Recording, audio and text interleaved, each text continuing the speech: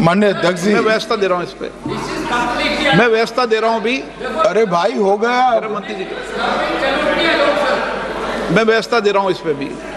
माननीय अध्यक्ष जी,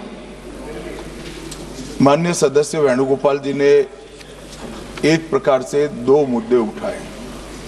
एक मुद्दा टेक्निकल है कि जो संविधान संशोधन होता है इसमें गण की आपूर्ति अलग होती है और जो कानून होता है उसमें गण की आपूर्ति अलग होती है। सदन के बहुमत के जो रूल्स है, जो नियम बने हैं वो अलग अलग हैं, इसलिए इस पर साथ में विचार नहीं हो सकता। और दूसरा कि जब डिबेट होती है तब संविधान संशोधन पर डिबेट अलग होना चाहिए और बिल पर अलग डिबेट होना चाहिए।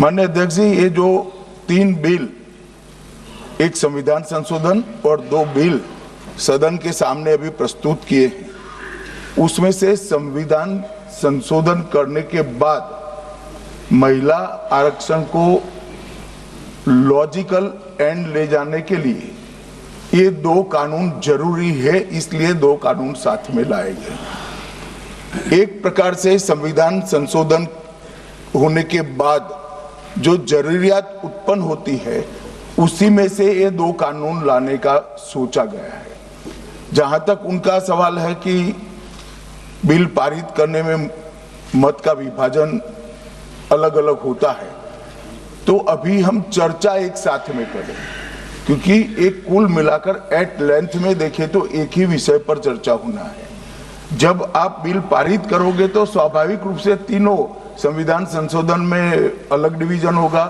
और बिलों की डिवीजन की जरूरत पड़ी तो भी वो अलग होगा।